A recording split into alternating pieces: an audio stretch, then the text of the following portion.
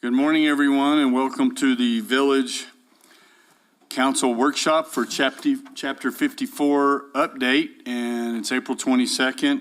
It's just a minute after 10:30, so we'll go ahead and get started. Who's running the show? We can start, Mayor. I'll go ahead and start for you if you like. Okay. So, Chapter 54 update started a while back. It's gone through P&Z, through recommendations.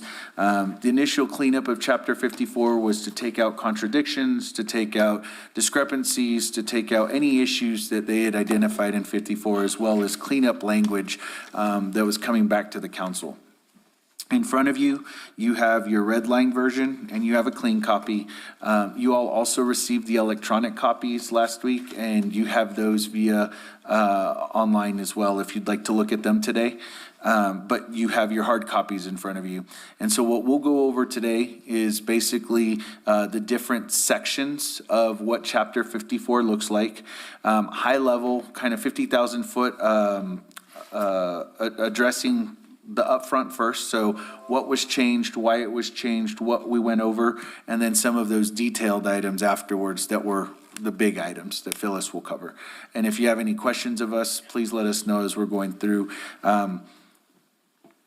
Basically, this is giving us a fresh start to move forward on from our planning side, so that as we see issues coming up, we can make those clean adjustments to them moving forward and address those things. So these are things that'll include everything from how we zone, distances of what your setbacks are, time frames, anything that you can think of related to zoning will be in this portion, including the short-term rental component that's going to be in there as well. So, Michael, has this been subject to any public input yet?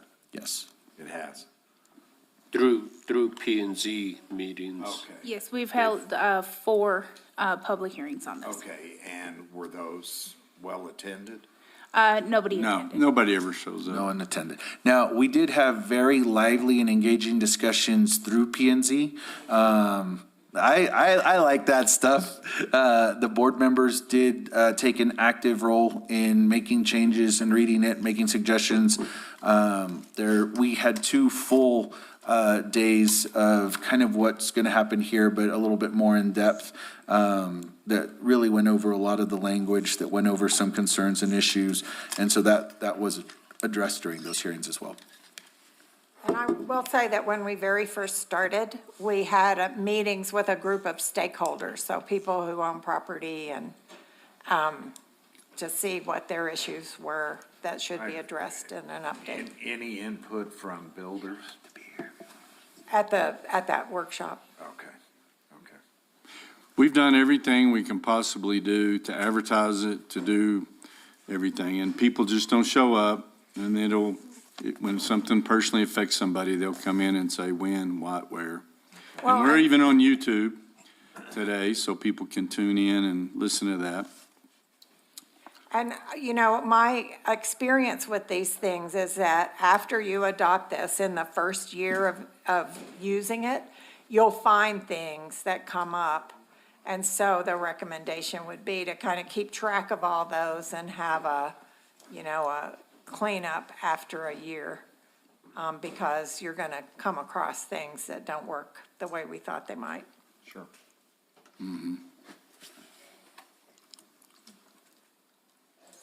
Okay, and with that, we All right. can, We can get going. So I have a presentation that just kind of summarizes what we changed, and then we can kind of go through the document to see how it works. And we were just trying to streamline land use procedures, or at least define what the procedures are, because that wasn't clear in every kind of process that people go through with the code. We've organized the document, and when we went through planning and zoning, we had 4 different modules that we looked at. So we grouped sections of the code to make it a little more digestible with the planning and zoning hearings. We wanted to clarify the procedures. We wanted to eliminate conflicts. We wanted to update definitions, uses, and standards as needed, because we did find some conflicts and kind of outdated stuff, we felt like, where back in the day, you got very detailed about types of uses such as millinery manufacturing that no longer exist. So we tried to work through what's a better way to address some of those things, so. So we've been working on this for a while, and we've had sort of starts and stops. But we started in the summer of 2021. We reviewed the ordinance, worked with staff, and kind of recommended things that needed to be updated. Over the next 9 months or so, we had our stakeholder meeting to kind of get the take from people who use the code, which included builders and realtors and people who are doing remodels or whatever. And then we did a administrative draft for staff. And the modules were, the first one was just general provisions and administration. That was probably the easiest one. The second one was looking at the use regulations. That was one of the more involved ones. The last one was procedures, also more involved. And then the fourth module was the additional regulations, and those are things like your development standards, your wireless telecommunications, your home occupations, things that might be separate ordinances. And honestly, we did not touch those too much. We had staff look through what applies now, and we had some terminology changes, or maybe the old versions were referring to the wrong entity that was going to review somebody's application. But that one probably was the least amount of change. Then we did a public review draft, and we did have 7 P&Z hearings because some of the modules took more than one hearing. So like the procedures and the use information had more than one hearing. And then we revised the public review draft. We produced the draft you're looking at, and now we're having the village council workshop. So the next thing we would do is complete final revisions, finalize the format.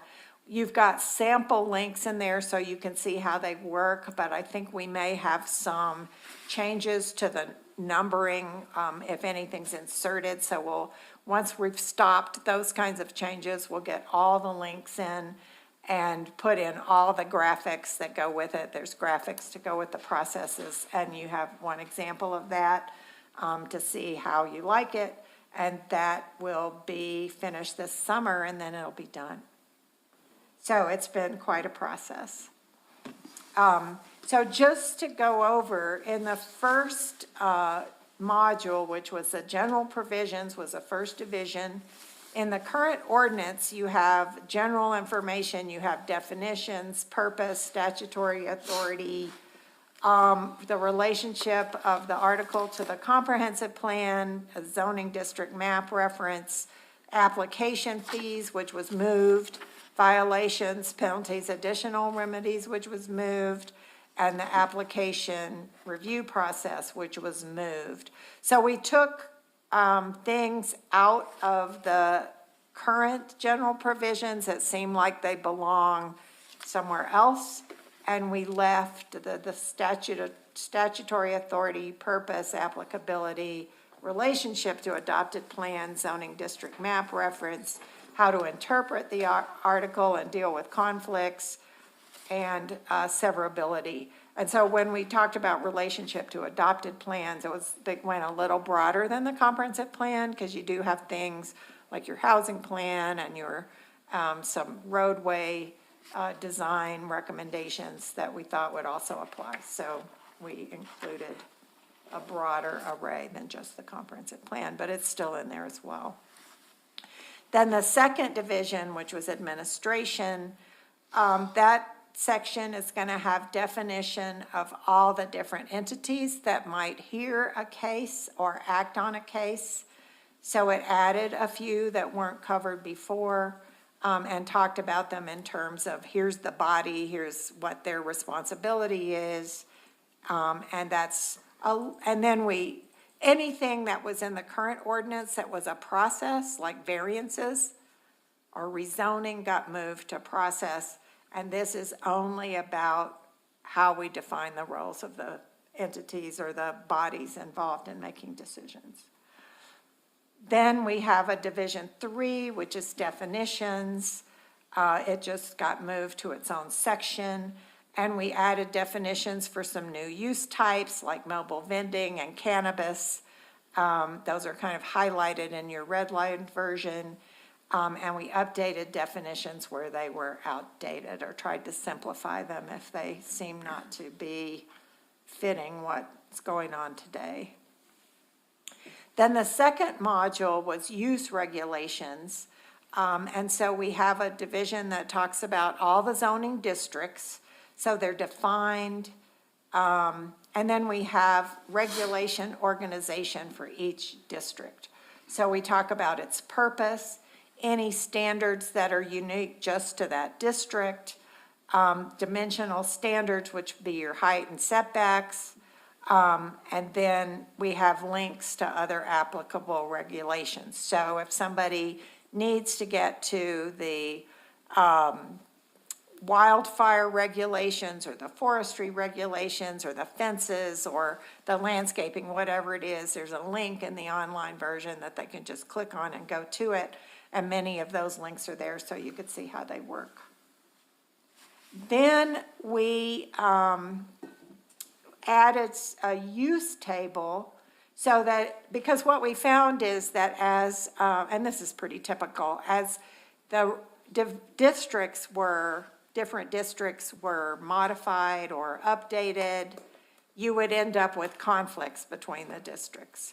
So you might have a use that was allowed and then it wasn't allowed in a similar district, as an example, or you would regulate it in a certain way in one place and differently in another. So what we did was we built a use table where all the uses are listed in one table.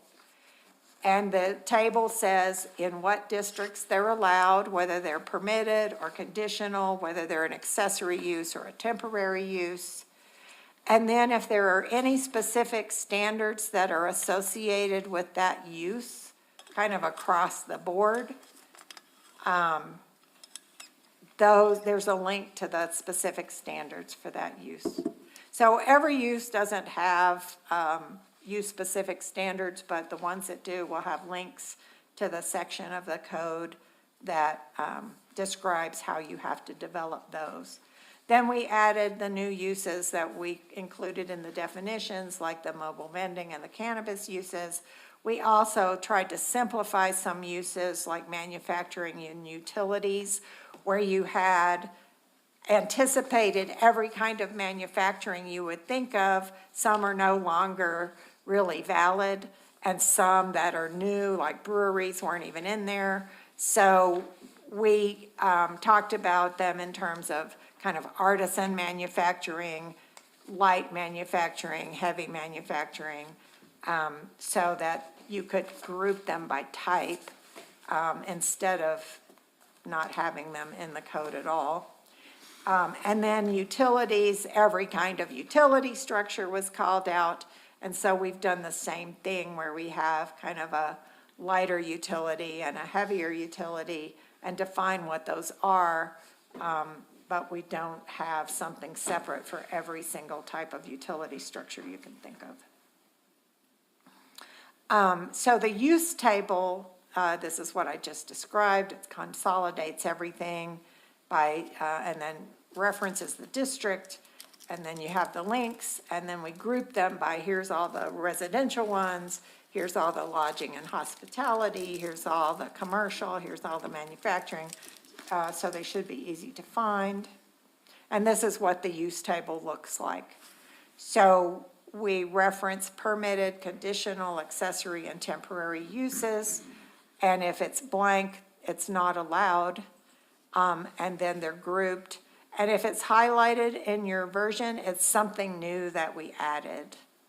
So if we added it new or made it permitted in something where it wasn't before, And usually it was because it was ignored before, but totally appropriate for the district. And then you can see there's links there to everywhere there's a definition for how you do that particular use. The last, or the third module was the procedures. So in the current code, they're kind of all, not totally all over the place, but they're in different parts of the code. They're not all together. And then we thought some of the procedures were either missing or missing key information. So we've put them all in one section. There's a summary table that references what kind of procedures go to who, and what the action would be, whether it's a recommendation or a final approval. And then for each procedure, we talk about what its purpose is, the criteria for decision. That was something that was missing in some of them before.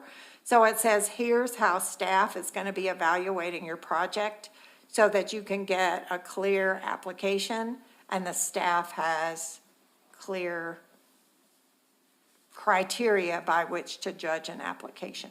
Some of them had that already, but not all.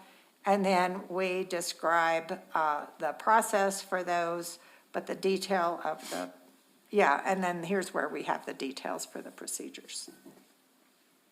One thing that we did do is in the current code, you have like all the submittal requirements in the procedures. We'd like to pull those out and have checklists for applicants. That way, if you want to change the checklist, you can do it as an administrative action. You don't have to modify the code.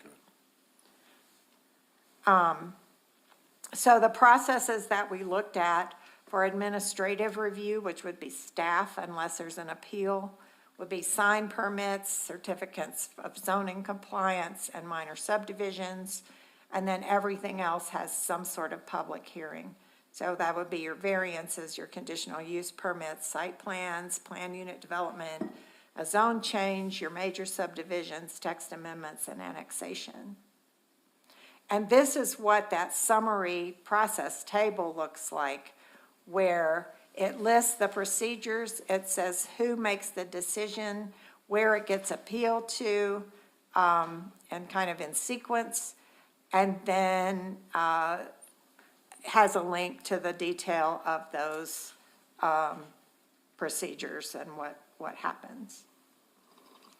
And then the module 4, which is the additional regulations, we made sort of limited revisions to those. So we updated terminology. There was a request that we have some clarity around performance bonds, which are how a developer guarantees building their infrastructure. We set the value of it at 125% of estimated costs, so it would be a known value and not something decided in a hearing. This is something that's different, and you may have other opinions about this, but the old code allowed people to get as far as a certificate of occupancy if they hadn't completed their infrastructure. So you set people up to have buildings on site and still not be able to occupy them. So we recommended moving that back to the building permit stage so that they're not getting building permits until they've completed their infrastructure. So hopefully that doesn't put you in a situation of, my house is done, why can't I move in? I'm just moving in this weekend when you're not there, and you've got to deal with that after the fact. And then we did put a reference in to village road design standards, which you have a resolution from 2011 that defines what the standard drawings need to look like, so I referenced that. And we referenced the roadway design guide that was done in 2019. We also, the changes that we have to do with, there's some forestry terminology and things that we changed. And then there were different places that were referenced for who was going to review what, and they've all been made the village engineer or public works department. And then the contents of that is the development standards, your sign ordinance, home occupations, your subdivision ordinance, flood hazard regulations, the wildfire hazard overlay district, and wireless telecommunications. So the next steps for us are to incorporate your recommendations, complete the links, complete the graphics, do the final formatting, and then have adoption hearings on the ordinance.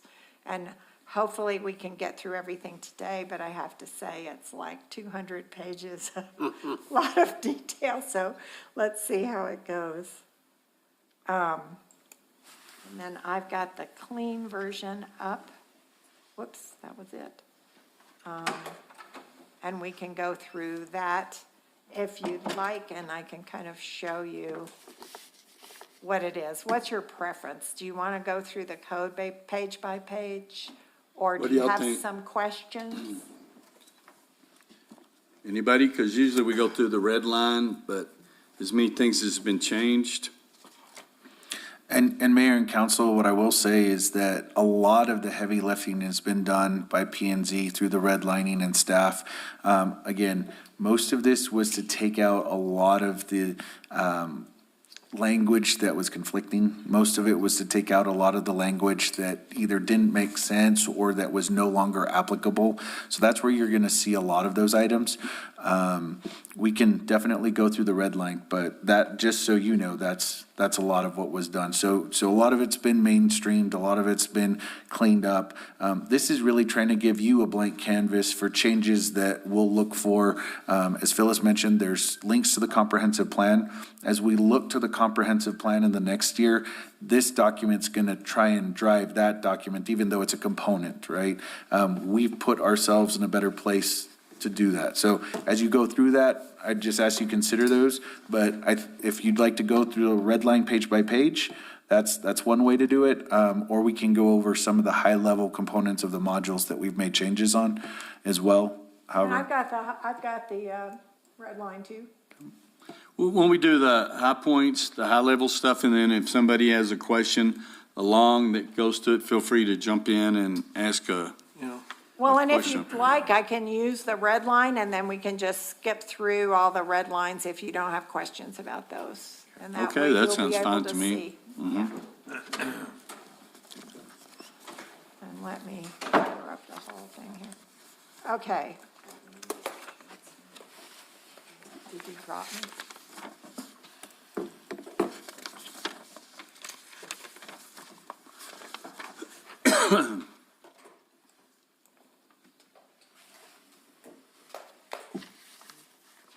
So there is a table of contents, and you can get to the section you're interested in.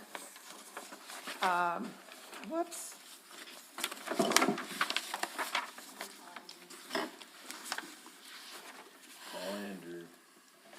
Oh, you lose me?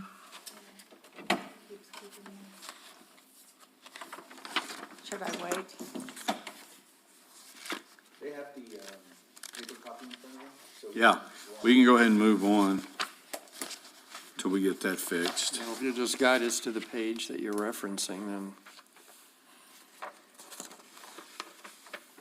Okay, so the first page of the code itself starts with the general provisions.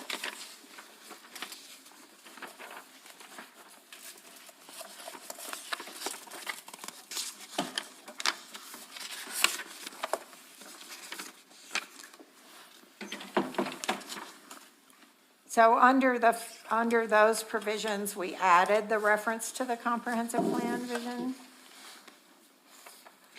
And these changes that are totally new are highlighted in yellow.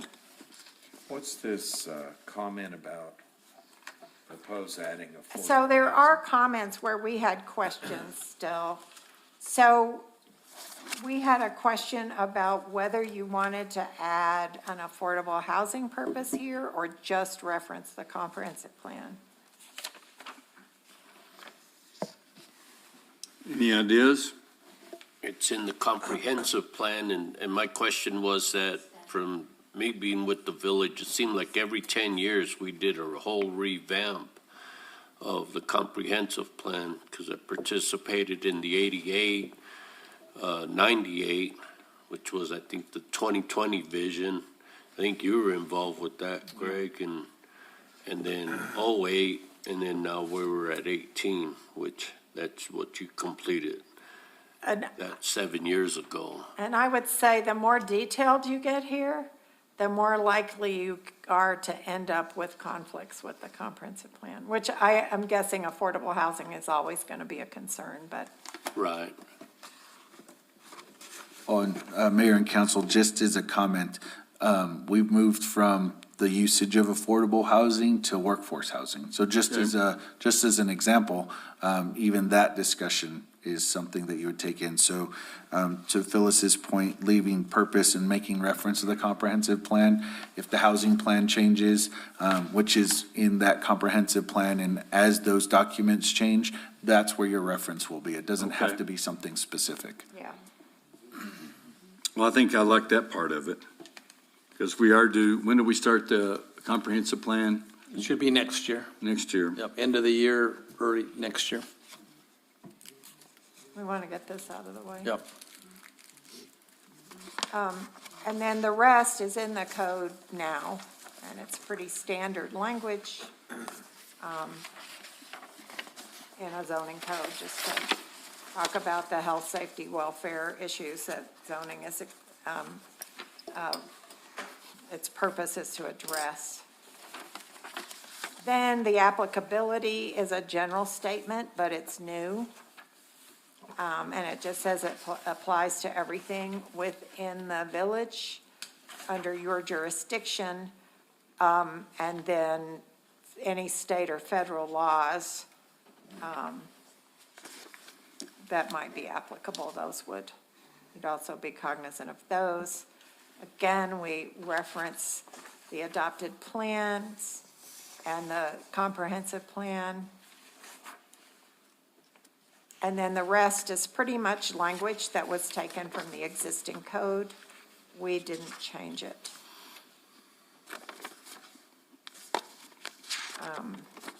Severability is new. That's a pretty standard thing that just says that you can cut out one piece of the code without affecting the validity. Or if you have a court case that negates one provision of the code, it doesn't negate the whole code.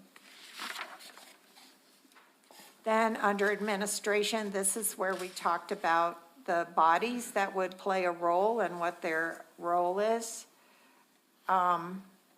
And this is new, the village council piece.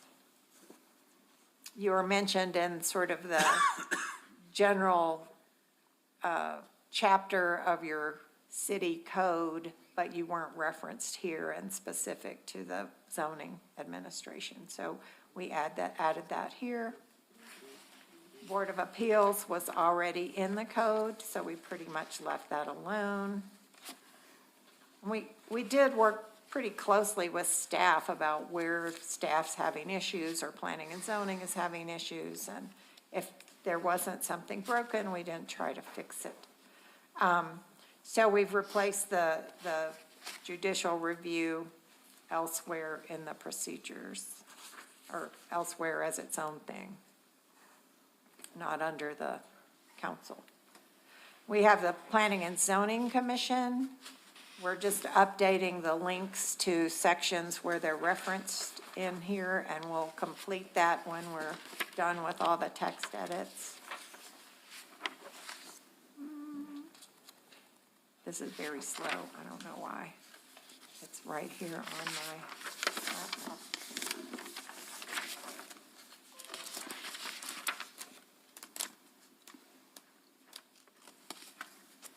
I think it's just, at this point, it's long, it's got a lot of links in it, and it's making it a little cumbersome. So the Community Development Department is mentioned and its role.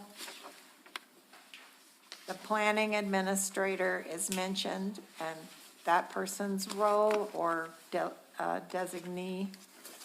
The City Attorney is mentioned, and here's where we move the judicial relief and appeal.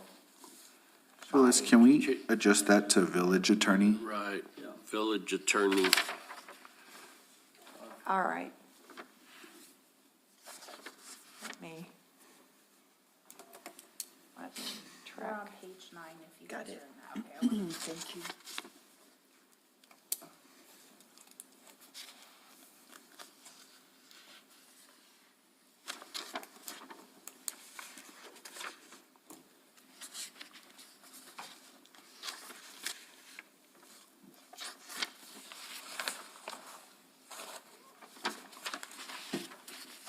Okay.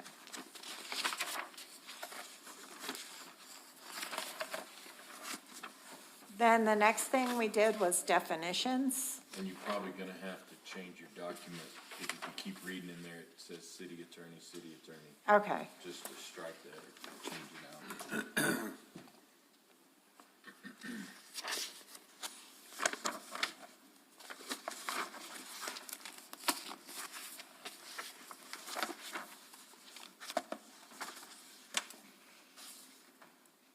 So the definitions, we kind of kept them if they worked.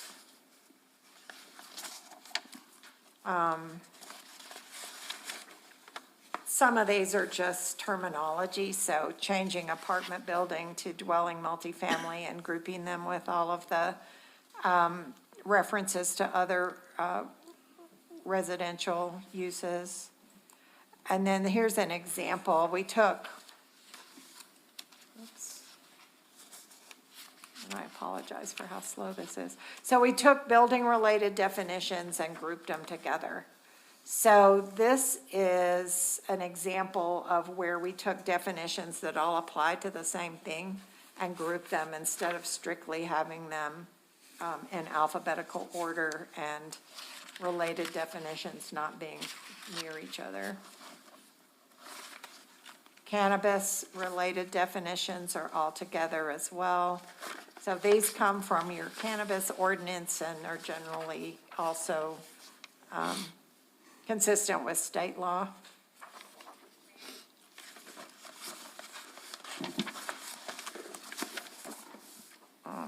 Some of the, so all the childcare and adult daycare definitions are together. And we reference state law here.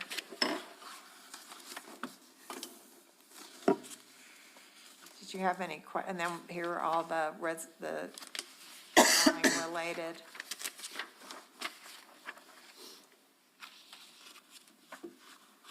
Where's the portion here where we were dealing with convenience stores as opposed to gas station and mechanic shop and all that?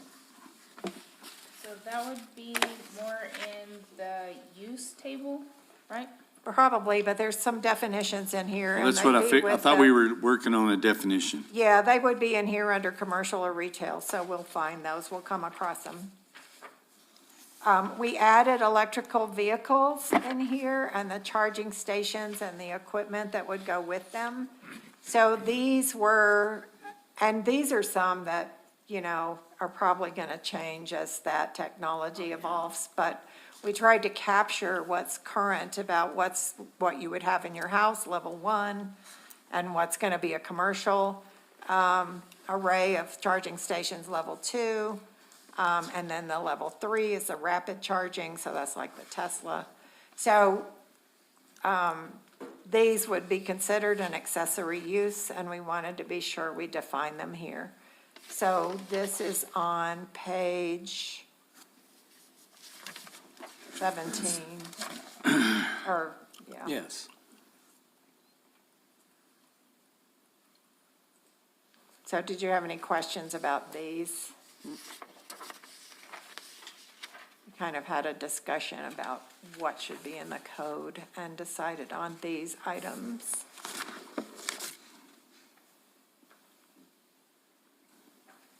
Phyllis, I guess the other question I would ask is, as this section starts to change, so we're already at level 4 charging stations, would this be a prudent area to identify a list as well, so that that list can change as they make changes to whatever comes out in the next couple of years, or do you think it's just adding that next item? So if there's a common, and this could be something we could change too, but if there's a common organization that kind of regulates these and defines them, we could include that instead.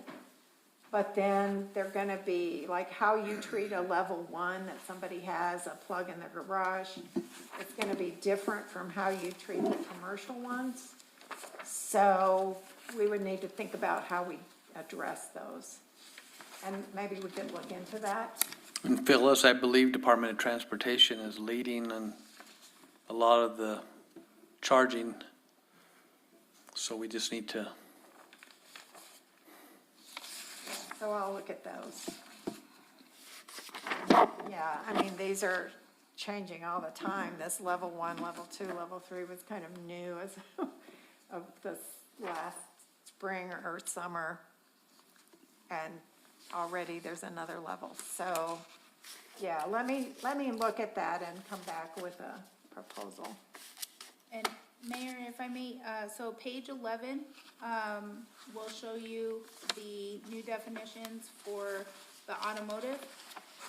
And page 15 will show you, the new, definitions and breakout for convenience food restaurant.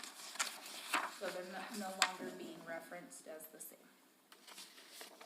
Yeah, sorry, I can go back to But where that. does it talk about fuel cells? Because, under convenience food restaurant, sale of foods, frozen desserts, beverages on or off premises. It's page 11 is the fuel cells. Yeah, it's got under the heavy vehicle. But that's where we got into the issue on the hours of operation on,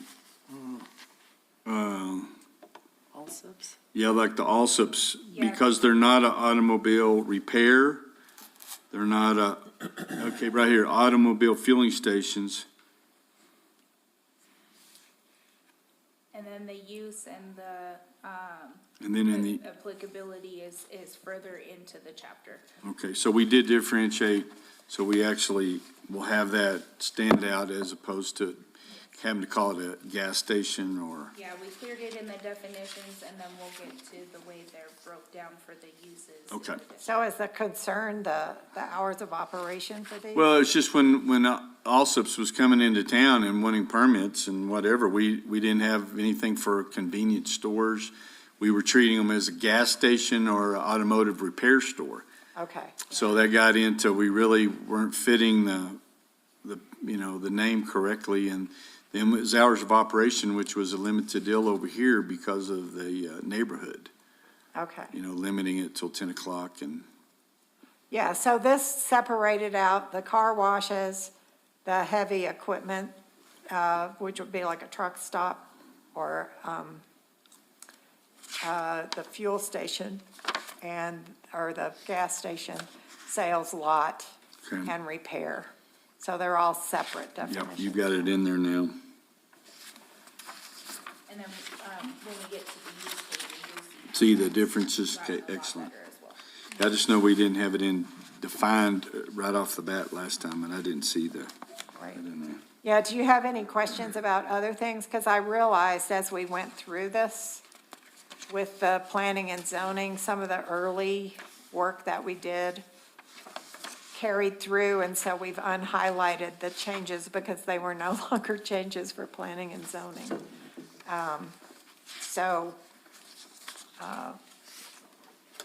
If you think of anything like that, we're happy to go find the definition. We have a live-work unit now in the housing, and we left townhouses in and condominiums. We'll look into something different that might work better for the EVs.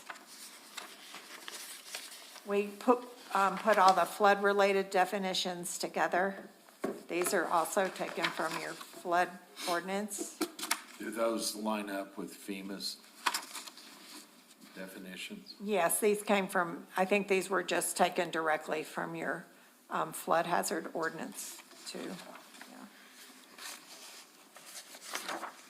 We have forest management related definitions, so they would all be in one place. Ron, we may want to revisit that because I think FEMA's made some changes. In Mayor Crawford, Councilor Corey, staff has been working on the floodplain. We're actually trying to contract with a floodplain manager as we speak, and those are items we want to make sure we're up to date on that, so, thank you. And it has been typical that we update those sections, primarily just those ones, when there is an update made on an outside source. So we'll bring those forward, update those, and then you'll see the new revision within the code. So it's a good chance it's already in there, but we can definitely check. Yeah.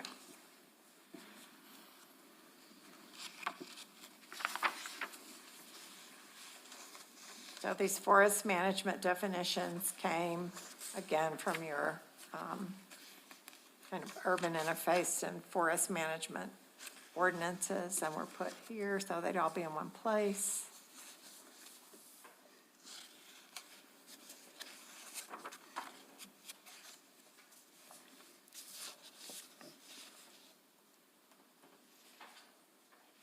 So were any of the others, as you skim through, I'm moving to page 20.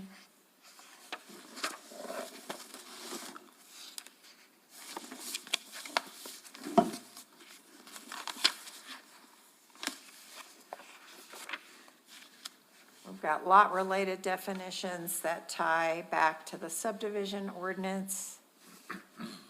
And then the manufacturing definitions on page 22, those are new, and they're putting in a more general description to try to alleviate the problem of having different types of manufacturing come in that weren't included in the definition, and other types of manufacturing become obsolete and no longer relevant. So we looked at it as artisan manufacturing, which you have quite a bit here, which is a small scale arts, crafts, small breweries, wineries, distilleries, things where people are making specialty items at a small scale. Light manufacturing would be like your assembly, fabrication type projects, and all in an enclosed building. Heavy manufacturing would be those things that have more maybe hazardous materials or noise or odors. That would be kind of more typically thought of, I guess, as manufacturing.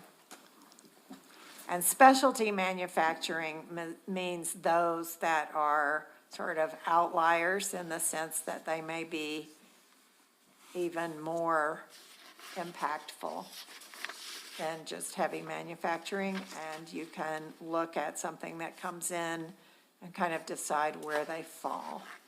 So, for example, the cannabis stores that are making their own products, They're regulated separately under the cannabis, but so it's just strictly cannabis, it doesn't have anything to do with manufacturing. It is a cannabis manufacturing, So- and it does have its own definition, and it has its own process that it has to follow per the state guidelines. And it has its own permitting system as well. Right. But what I can do is in like other places where I've put the term and said where it's defined, I could do that here.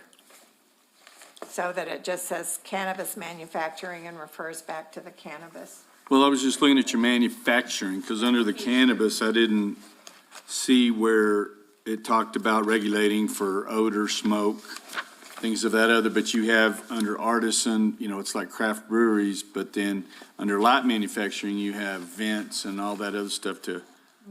And I know that was a big thing when several of them were talking about making them. So did I just miss it? Page 13 covers the cannabis definitions. But does it talk about how you manufacture it? But Where it does might not have But these it- same things in it. Where does it say that at? Oh, it's at the bottom of the page on 13, Mr. Merritt. But you're right, it doesn't really address ventilation or, Well, and that's what I mean is that when, shouldn't it be covered under the manufacturing definition too? And this is where we always get in the weeds, is we're working on one edge and then we did, and it's handled, but it's not identified. And Mayor, what we can do is, I know, because I know I've dealt with this before, there are specific state requirements that as a village, we can't get involved with to limiting them. I'm not even talking about that, Michael. I'm talking about the discussions we had in here that the people were worried about odor of them making the product. Is it going to be offset?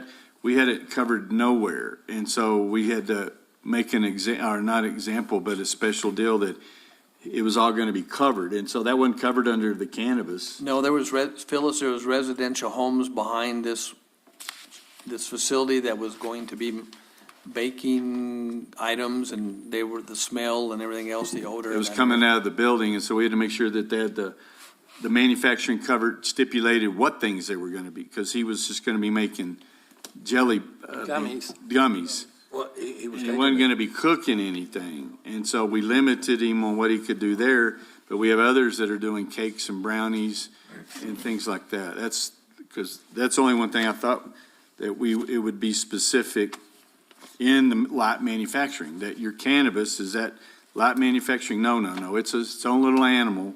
So we should have a brewery one or a jewelry.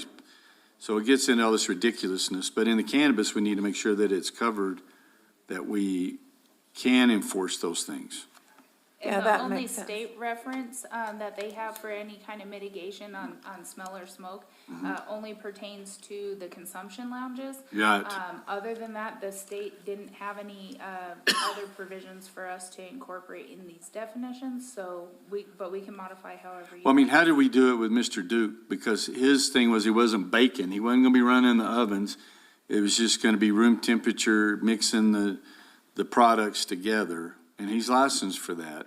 So there was no odor. But on some of the others that are, because right now they're getting in their baking, they're buying and bringing them in, but they're wanting to make their own. So, And Mayor, and I apologize if maybe I'm misunderstanding, but so in my experience when I've done this before, we had that same issue in Sunland Park. And when we dealt with the state said, you cannot limit a business that has this type of license to not be able to mix certain things. And so because of that, we had to establish certain districts, because you can't tell them where they can or can't do that level of business. Right. And so we said, anything that has, outside of like your consumption, because they have to have your carbon filters and whatever else, but in places where they're mixing or growing, you usually move them outside of a certain area because you didn't want the smell or odor or anything like that impacting them. I believe, and we'll probably have to talk to Zach, but I believe there's a legal challenge at the state level right now, actually trying to figure that exact item out, whether you can control, whether a business has the ability, or whether a municipality has the business to limit a business to have that requirement on them, if that makes sense. because I understand when your Hall of Flame's going on over there, you smell burgers everywhere. You know, and that's what people, their big complaint against cannabis is they I don't, remember that coming up during the hearing, and Yeah. he said that his wouldn't be any different than when you smell Allsup's cooking their burritos versus KFC and all. but of he's that. not even cooking over there. Right. and Have he's you not. ever smelled anything? But if it's No. a I haven't smelled bakery, anything at the consumption either. I Nope. walk by it all the time. and- No, they're doing a good job. But on the consumption, they're regulated more on the filtration systems and all of those things. There are though, Baking, I'm sorry. it's just the commercial, hood vents and stuff like that. It has to be brought into commercial standards for, baking and cooking wise. Are these, approvals of the individual stores, are these conditional use? Yes. yes. Okay, so we do have the opportunity to dig into, Correct, and when they have a manufacturing, they get 4 different types of classifications. Yes. We ask for their type of classification to be presented at the time of their, approval. So if in the event that they have a 1 and they wanna go to a 2, if those safeguards weren't put in place prior, they would have to come back to get another approval to ensure that the type of manufacturing is compatible with the area. And because there are some, and I don't think we have any here that I know of. can't even talk straight today, I'm sorry. But that are tiered. And so some of those tiered businesses, they do have an odor to them because they run through 3 or 4 of the processes. Again, I don't think we have those here, and I think it's a 3 and a 4. 4 includes the testing lab. But we haven't experienced that because we probably don't have them here. But again, I think you're limited in how you can actually No, require them. we know that we can't limit, or then we're in trouble. But I just know a couple of them have talked about making their own products, not just the gummy bears, where there's really not too much of an odor. And then would they just exhaust, because anything you bake, you have to have an exhaust vent with the grease trap filters and all that. So is that smell just going into the neighborhoods? Because all of these are close to our neighborhoods. I mean, just a street off of Suttereth, you know. Yeah, potentially, it would be just the same, unless I could reach out to some others that have, maybe more, extensive types of manufacturers that are producing in that capacity and see what limits they might have. As long as they're kind of set up the same. Now, if they're blocked off to where all of those are only in one place and there's nothing that can really be impacted, like we have all of our homes and the way we kind of spread out, but see what kind of safeguards we could look into for that as well, because there might be another filtration system or something that could be incorporated into their HVAC units. Because I know it's difficult on all that, but that's one of the questions. I had one of these companies, she asked, she said they were contemplating because availability, they were having trouble getting stuff, shortages, and so they were talking about making their own and getting the licenses, and then they have to buy the material from a lab that so many ounces or, It certifies. and then they mix it and they do it all there, and then they have to have somebody sample it, and so there's a lot to it. She said they may not, but she just want to know if we start. She knew she was going to have to get a vent hood. She knew she was going to have to get fire code, and it was getting really expensive, but I didn't have a good answer for her. We'll look into other areas. And I mean, I don't want to create a mountain out of a molehill, but those are things. Be coming down the pipe. No, I think that's, And then with what happened over on, what's the street by, Duke's, Sleepy Hollow? Sleepy Hollow, all those fears, those people there have not materialized because the operator did what he said he was going to do. And so it's just those kind of questions that people keep asking, even though we've got 20 plus of them in town, we still have a few questions on how they're going to operate. But Baking does fall under the class 2, to where that would be permissive, so just ensuring we have those safeguards. And we should make sure that we've covered it in the definitions where they need to be, and that we have covered it in the districts where they're allowed to locate. And that if there's any special standards, that we're at least, I just want to make sure we cover it. yeah, Because, I mean, what I've seen happen in the past is, and we had one that, I don't even want to talk about them, but they didn't like the business next door, even though it was permitted. So they kept calling and complaining. And then it became an issue with the person calling in all the time because the other people were following the rules because they were clearly stated. So this guy became the harasser. And once they filed a legal brief, you know, and attorneys, then everybody stopped and started playing nice. I just see that happening.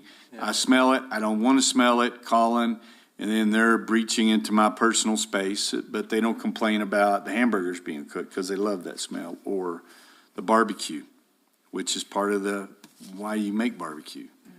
And so it's just that deal is that as long as it's clearly defined from the villages, that there's next steps that people can go to that doesn't require it all on our head, because the other one's was going to a court of law that you're harassing me because I'm following the rules. I just want to make sure we've covered that, that's all. Yeah, we'll definitely look into that, see if I can find anything that could potentially, support those, you know, but like you had stated, would not produce anything different than the other type of food restaurants and Yeah. stuff like that. So it's just a different kind of smell. It's definitely a lot less than if they were growing it. And those regulations on where that can take place is, not around residential. Because I went to one of these places in Albuquerque where it wasn't, you could get a hint. It was kind of over in that warehousing district. You got the hint what was going on. But it wasn't no more than when the car in front of you blows it out the window, it's stop sign, that's real quick and out. But just to make sure that we've got it covered. Yeah, Or the definitely. neighbor above our office. Above your office, y'all smoking pot in your office? He's out smoking pot on his, Deck. Oh, on his, deck or, deck or balcony. And I leave at night and think, is there a skunk? Yeah. That was what it took me a long time to realize we hadn't had a huge invasion of skunks. My buddies just tell me that's sage. Purification. Okay, thank you. So that's a good I point. was just wondering along those lines there, since those people did come to us, what they were doing is they're gonna melt down something essentially like gummies and then remix it with something to make a different product but they came to us for our blessings. So what is there in the state statutes somewhere where we were allowed to either give our blessings or deny that? There's gotta be something in there. So why did they come to us? The manufacturing license of their component, so, they have different, integrations of what they can have. There's retail, there's growing, there's Yes. manufacturing, and then there's currying services. All of them are separate. You have to obtain your own classification per what your specifications are going to accommodate. And you can have an integral.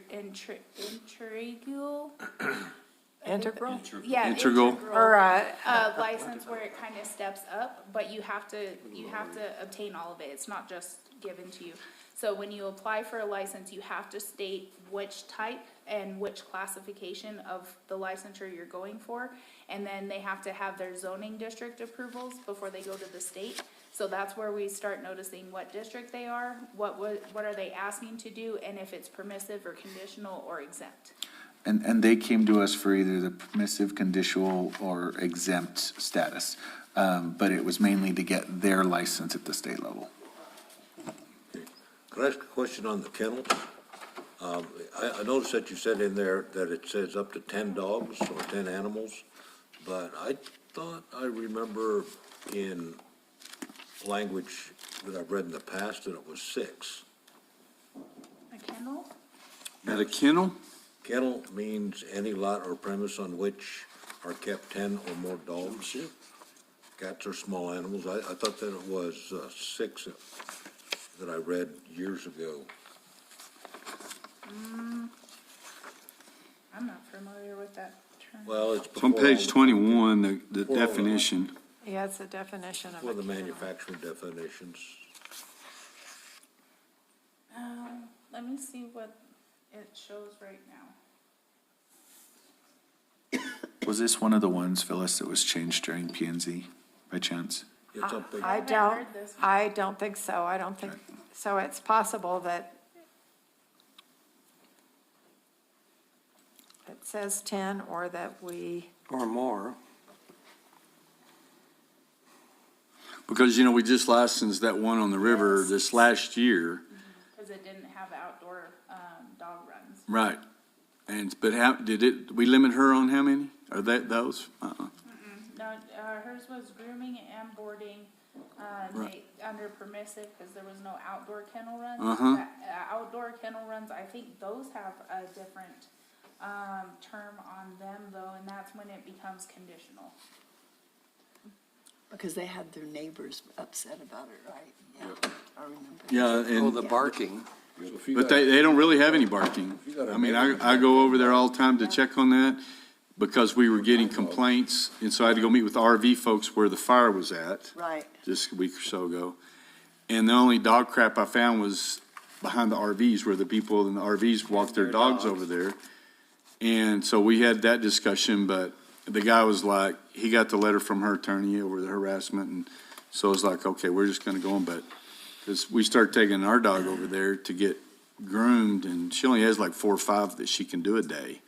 But I can see, she's got room to add, so we'll see. I just, like you said, Joe, on the kennel, I don't remember us even having a number. Yeah, it's not triggering anything, I think this might be a definition that we added. So we could look at the number, we can try to confirm with the existing code. We can also, later on in the code, there is a reference to indoor and outdoor pens.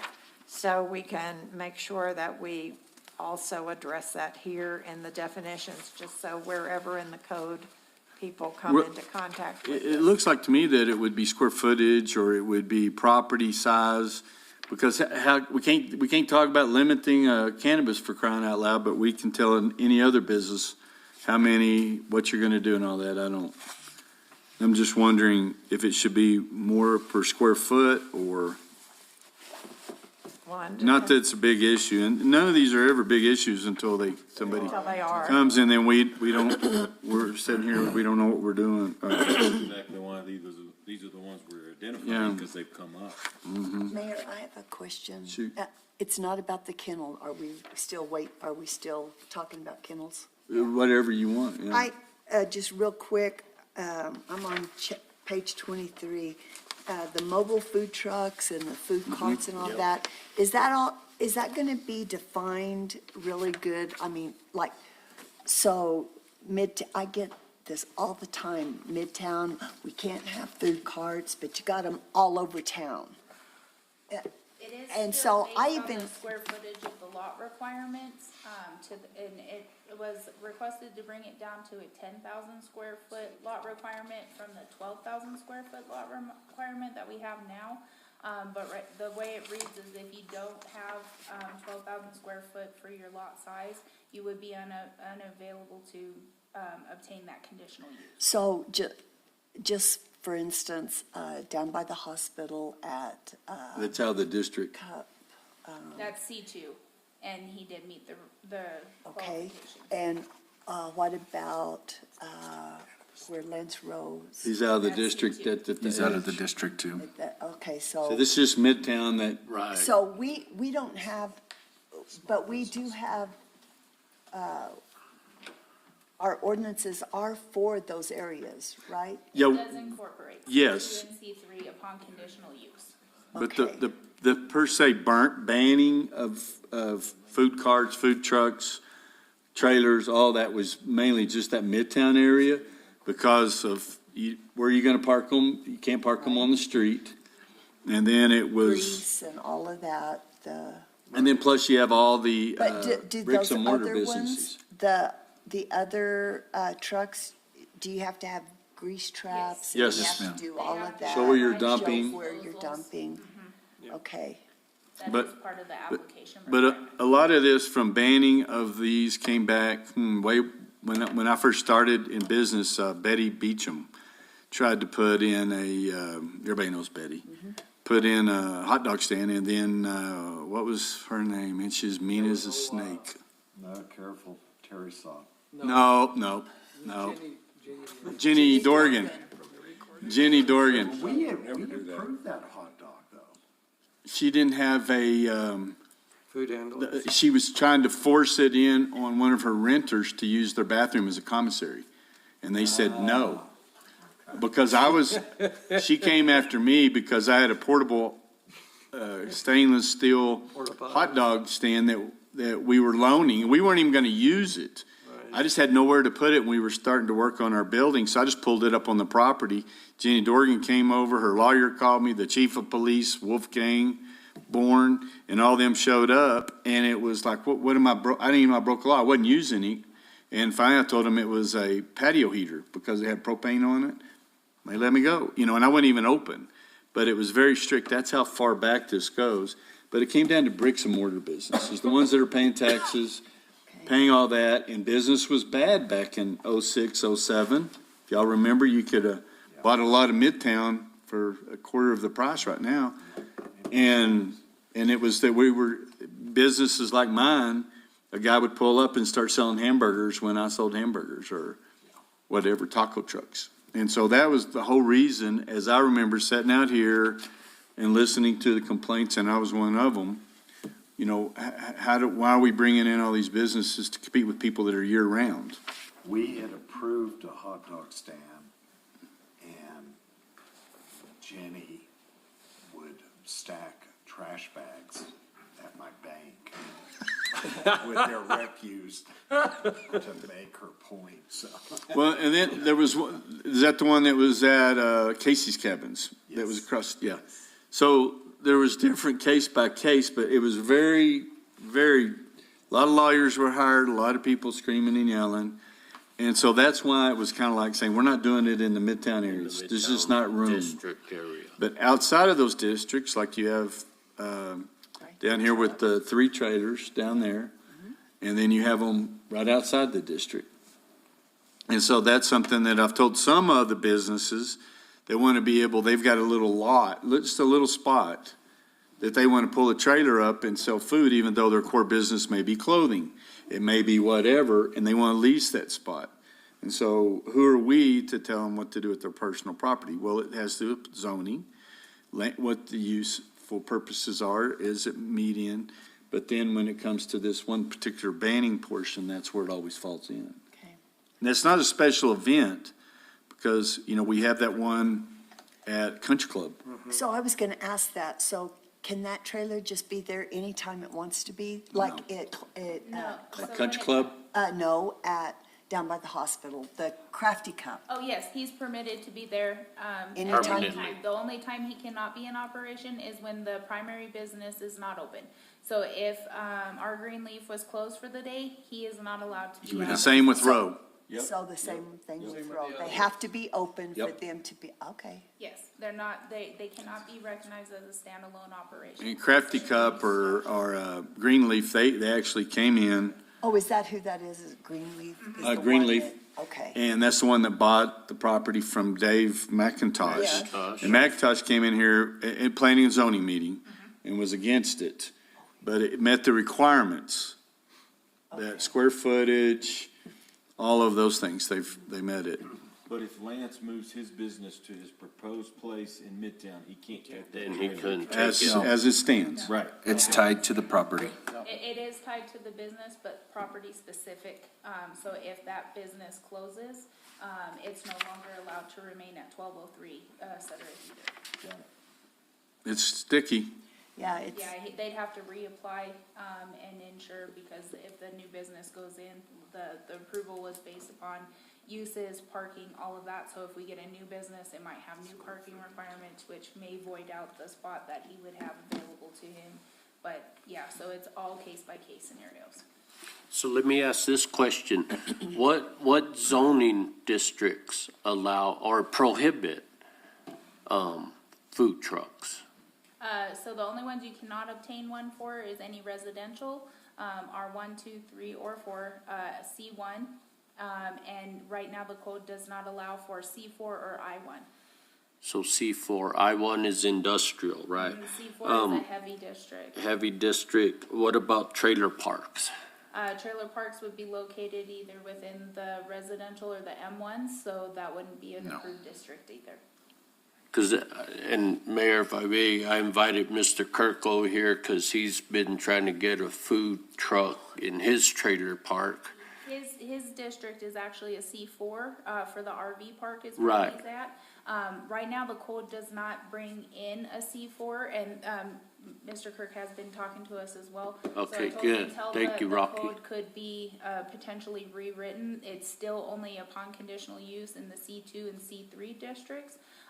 But it was discussed during P and Z and all of that too, that we don't see why it wouldn't be available, under conditional use or even permissive, depending on how you guys would want to do those on a C4 and I1, because of the types of businesses that are there. It would provide different types of lunch opportunities, stuff like that, that would be primarily for those heavier types that may not be coming out into the field as much because they're dropping trailers or they're doing whatever, because those are heavy type, districts.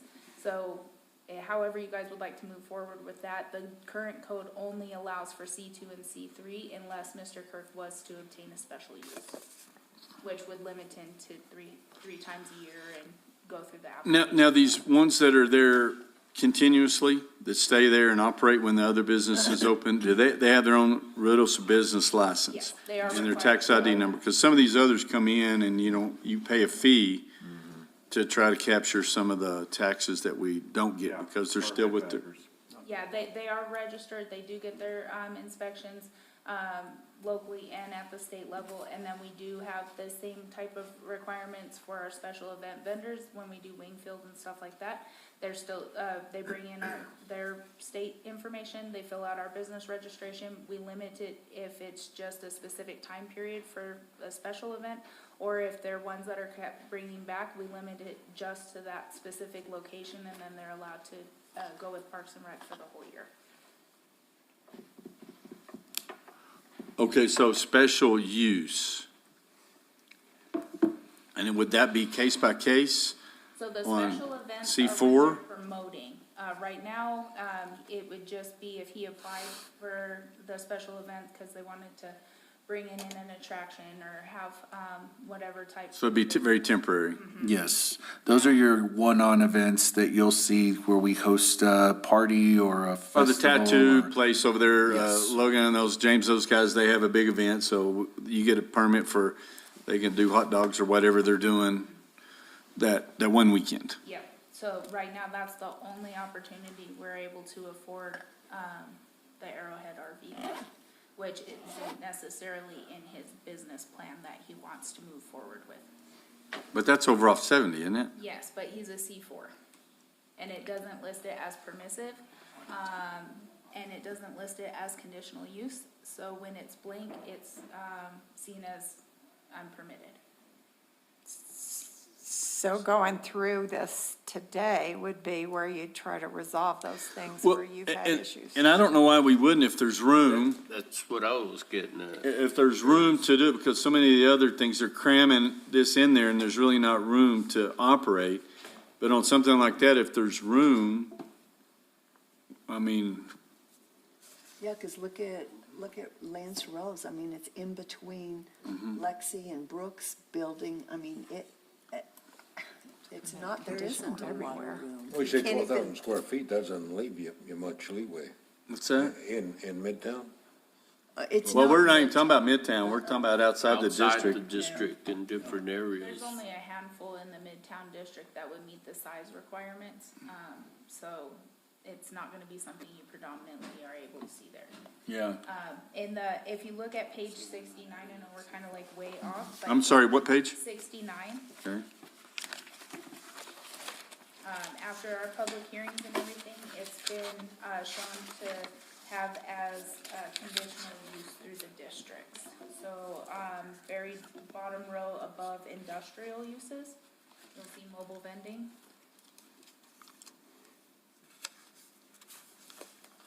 Firewood. Right It's the above top of the chart yellow. before the shaded area, Yeah. For the what? Shade, yeah, just right before the gray. right before industrial uses. Mobile vending, I don't know what I was looking for.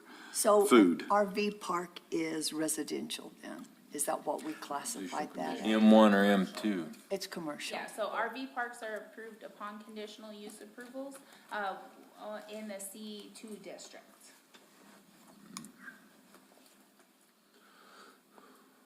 Well, And you're also, Aren't they included under lodging descriptions? They are, should be.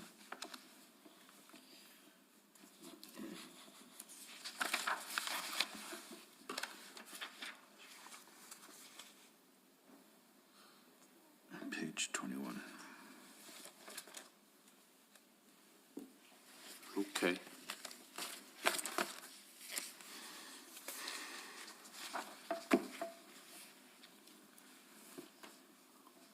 And then within here, it's gonna list the detail of what's all the conditional use requirements and all that. Yes. So Yeah.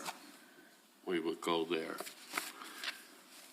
So what you're saying is if we wanted to address this, we need to address it in the conditional use portion? Right, well, and right now, the updates does show to put a conditional use approval flat across all the commercial districts, so we can ensure safeguards, compatibility, safety, all of that for people that would be showing up to utilize the food truck, along with the food truck itself, making sure it all just goes in there, place whatever may need to be, foreseen against the approval, litigation. So, right now, it has been modified to incorporate to, also bring in Mr. Kirk. And then we have modified and strengthened the language and requirements for, how to obtain that conditional use approval. And that was, And that there's use-specific standards for the mobile vending that would have to be met in the conditional use. You'd have to show how you're meeting all that in your application. Okay, and mobile vending could be clothing, could be Yeah, it could be your hot dog stand. It could jewelry be- store that shows up on the, Yeah, it would be not only food, vegetables. because sometimes it's not food, so. and we do have quite a few other type of mobile vending that aren't just food trailers. We have a couple portable, pop-up boutiques that want to come in that we haven't been able to, accommodate, because where they're wanting to go doesn't meet the size. where do they want to go? Because I've had, Midtown. I know, but where? There was a couple that had, actually owned shops in Midtown Uh-huh. and wanted to utilize other areas with like, their trucks. It was set up at the Riverview Park, where Mama Lucy's was across from there. But they pulled their truck down and no longer are using it. But there hasn't been too many since. Well, I mean, I've seen them where there's a trailer and you actually go in the trailer and it's a shop that people have talked about. Right. Now then, the ones that call me is they actually show up and they're talking about a couple of, they used to be parking lots, now then there are other things. That they've got these, they fold them out and they've got the hooks and hangers and then they start hanging up clothes and it's got a covered top and it's 10 by 10.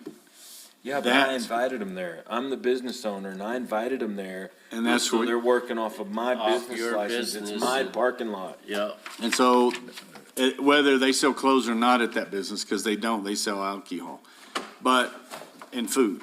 But those are the kind of, they don't have that listed as a use for the business, number one. It's still incorporated under mobile vending. Okay, so they could do that? As long as they meet the requirements. Okay. And get the conditional use. Okay, Even in Hey. Midtown, Yeah, as long as they meet the requirements. okay?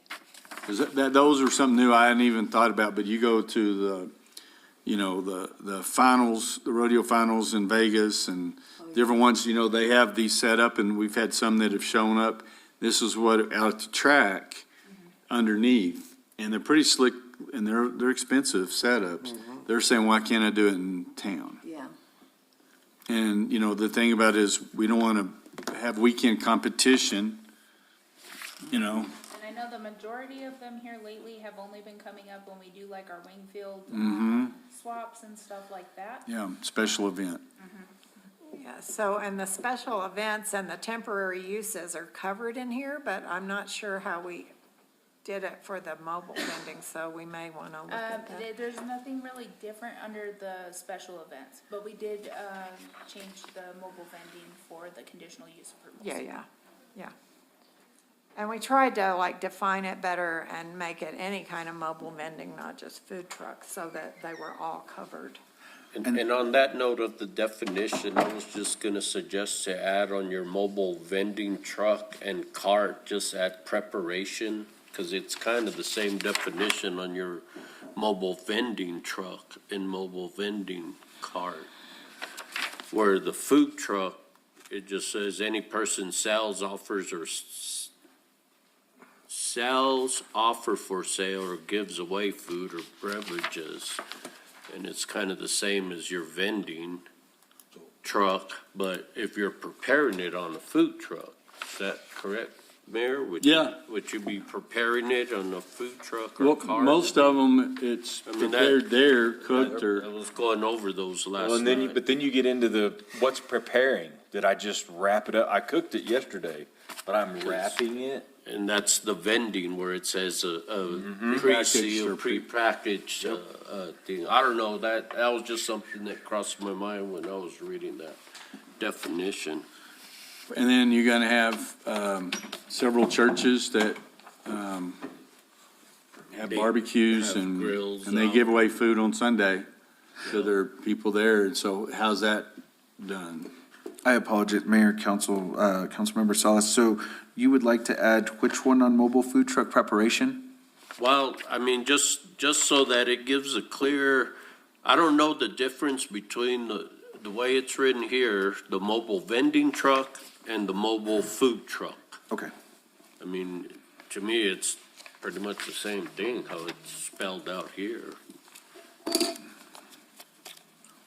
Yeah, so you just want to put prepared. Yeah, And so at prepared least, you food. know, you're preparing, you're slapping the burger together there versus it having it packaged and microwaved or something.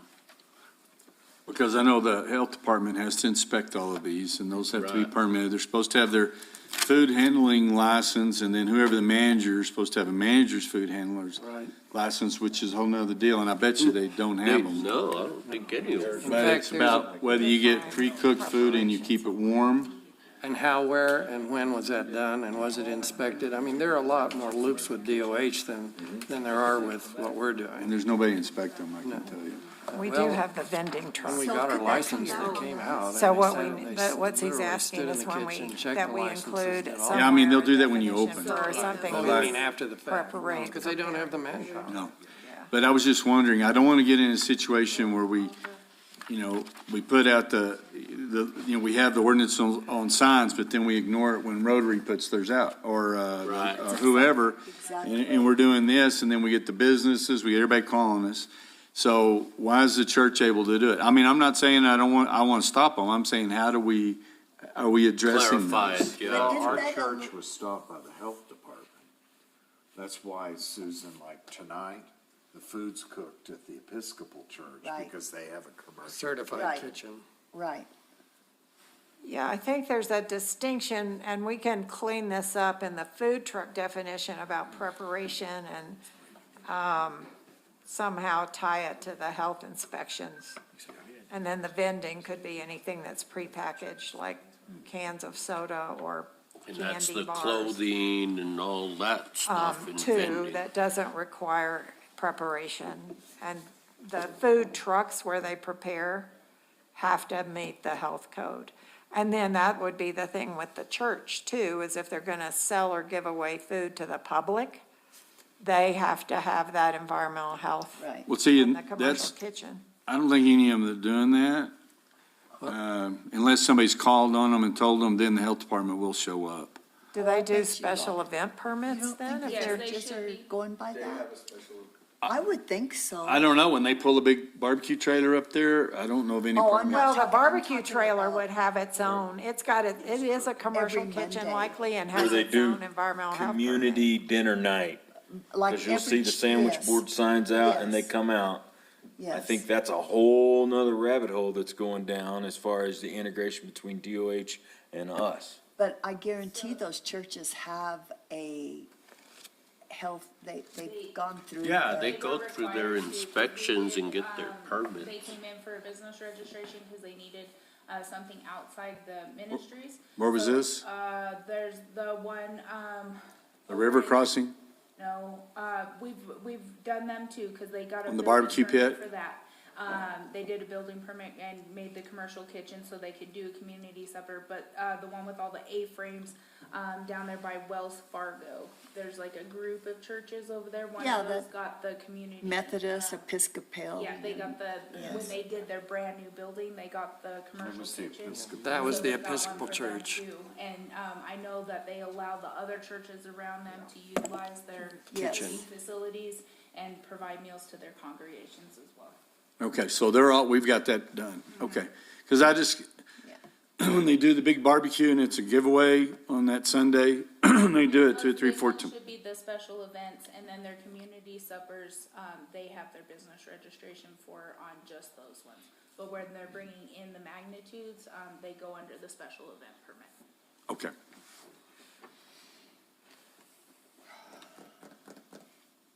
Clear as mud. Can of worms.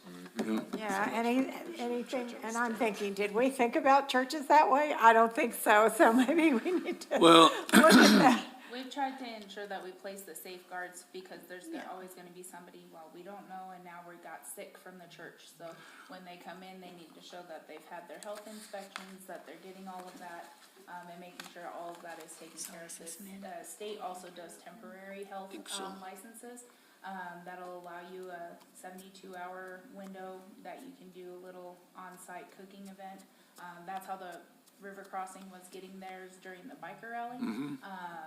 So, you know, there's different ways to ensure that people are staying safe and providing a product. I just know every time, not every time, but there are times I get calls from people that churches are announcing they're giving away free food, hamburgers, hot dogs on this day, and there's restaurants there, they get upset.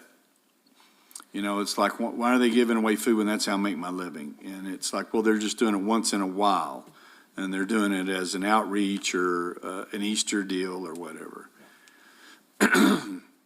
And it's just one of those things. That's what I tell them. It's just one of those things. Part of being in a community, it happens. So, okay. So we kind of talked through the mobile vending. And we'll take a vote when we get to a point and stop, because lunch is here. Oh, So whenever you want to get to a point, you can, well, why don't we get through that, we're at P, we can get through the definitions and then stop, how's that? okay? And then the next one is the use module, and that's gonna be, maybe it won't be so hard because we've gotten the table together, and that was, getting that figured out was time consuming, but now it's together.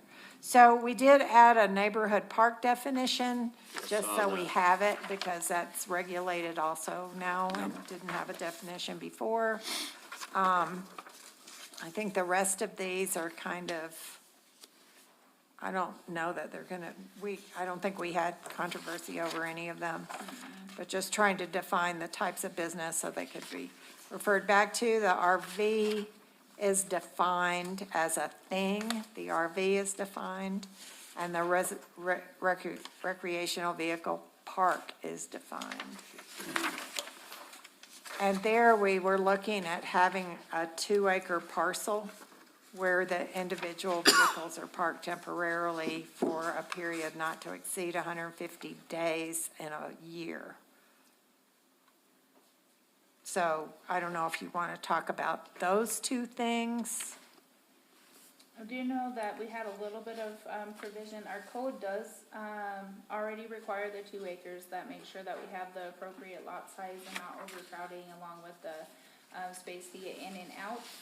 But it does say the 150 years. One of our feedbacks from code enforcement was that's not necessarily enforceable, but it does currently exist in the code as it stands. But it's not like we know which trailers have been there and go in there every day to vacate that out at 150 days.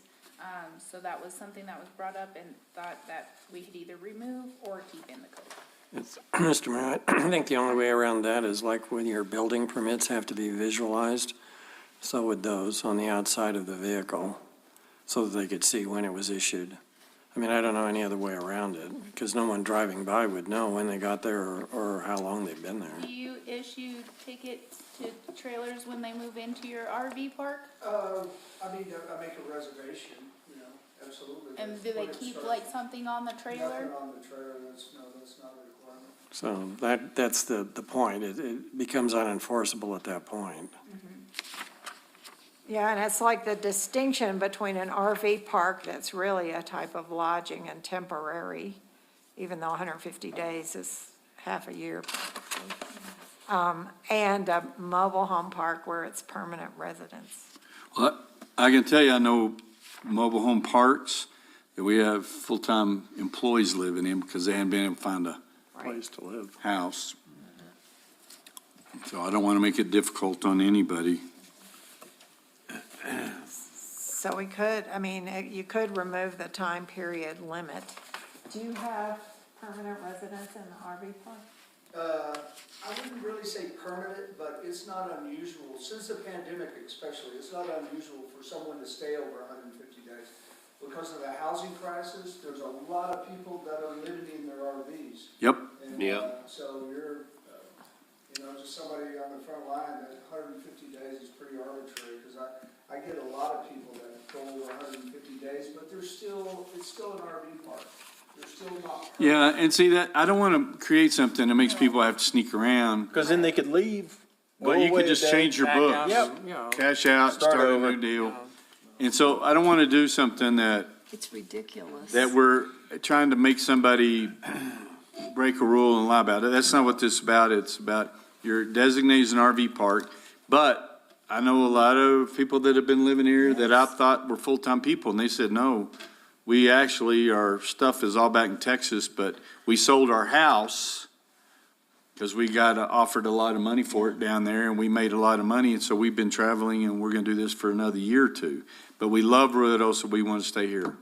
Well, if you put a line through for periods not exceeding 150 days during any 12-month period and let the rest of it stand, I think you answered the question. Yeah. And we could also take out temporarily. Yeah, and just one more small piece of information, I mean, because with that 150 days, you're just about excluding all the people that come in for the racetrack. Exactly. Right. Trainers and all that. Right. They're all people you're aware of. Oh, yeah. So we could just leave it as, it means a tract of land at least 2 acres in size on which individual recreational vehicles are parked in rental spaces, period. And then it's not a storage lot. Yeah, you just strike temporarily and strike for periods not exceeding, it's to the end of that sentence. Yeah. Yes. That sounds good. Mayor, I think we need to talk a little bit about signs. Do you think maybe we should go to have lunch and then do the signs? Because that might take a little bit. This is signs are Okay, tricky. the sign definitions all came from the sign ordinance. That we So it just was updated in that- November. Oh, that we So it's- just updated. Yes. And so we didn't touch the signs, we were just trying to get all the definitions in one place. Right. You still have the Are there issues? items that you've discussed previously related to flags, related to Blades. blades, Yeah, words, absolutely. all the Okay. descriptions are in there. Okay, yeah, so if there's another like big discussion coming up, we should. Is there something in particular you were looking at, Susan, on the signs Well, definitions? Blades for sure. I get this all the time. Well, why can Joe Blow have his up all the time? And what I found out is that if you have, if it says open or Susan. Or Amer- something, that, it can only be so many times. 14 days at a time, 4 times a year. Thank you. If it's the American flag. Yes, sure. Or just, then you can have that up all the time. Yes. Hoorah to that. Yeah, I mean, the American flag's not, in my mind, like everybody else's flag. It may be an attention grabber, but it's not items specified, and that's where the signage comes into play. I'm not saying that's good or bad. I'm just saying that that's So why the definitions. Well, are the here. flags are, All the American other flags are excluded limitations are from in the sign this. ordinance. They're something you can put up every day, Yeah, and that's just the rule. but that's what I was saying, is that that flag does not have anything on it other than the American flag. Right. And so it's okay to have it up all the time. Don't take it down. And so that's what I was able to tell the people after I got And then the guy home. bought the one that had the marijuana leaf Marijuana flag. in it, and I said, no, we can't, he said, it's the American flag, but it's been altered. Yeah, well, that's a desecration. And that's what I would have called it, but now then, you can Well, then wear they're gonna say the your blue underwear line. made out of it. Then blue lines are Red desecration. lines, But does all it have those. any words on it? No. No, well, it just had the pot leaf over it, you know. Yeah, where all the stars are, it's all public.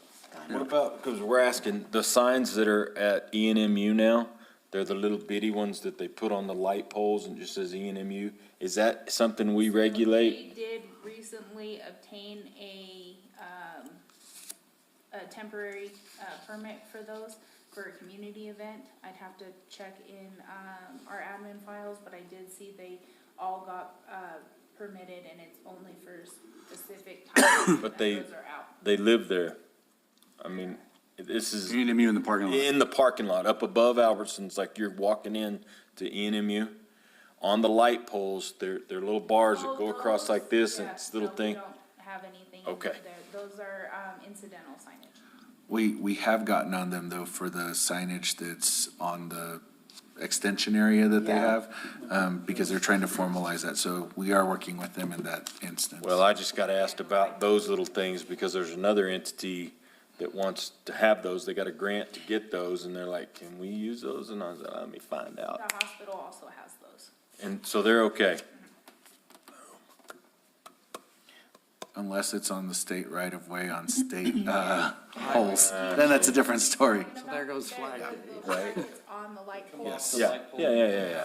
A lot of places, mainly universities, schools, that kind of stuff is just showing. And they're only within their parking lot, Right. not along the right of way. Right. If it was to start hitting the right of way and outside of their property Sure. boundaries, that's gonna hit a different type of signage than what's being erected internally. Right there by the 3 or 4 story building. Lincoln Towers? Yes, thank you. There's 2 signs that it looks like it could have been vote for me. It's not that, but there's 2 of them. And it's for, Those are the ones that I think I was mentioning that they have the temporary event. That's ENMU's, they're, Between ENMU and Region 9, I believe. Yes. Okay. They're doing a Okay. public event, so Okay. it's So coming that's up in what the next those are. couple weeks. but they got a permit for that. Mayor, I make a motion to go to lunch. We're gonna keep going. Wait, we did not get your. He's gone. Katie, bar the door.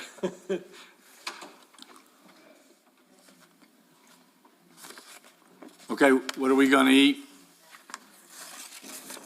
they don't know. What? Schlotzsky's. No, I said it was here, but then y'all were wanting to finish your definitions and, Oh, we finished. oh, well, you went all the way through them? Okay, well then let's break and go to lunch. Yeah, let's do it, man. Fire it up. Now you gotta have a permit, see? Well, I know it. Special event. Well, you know, something like that, I'll probably have to get a permit from,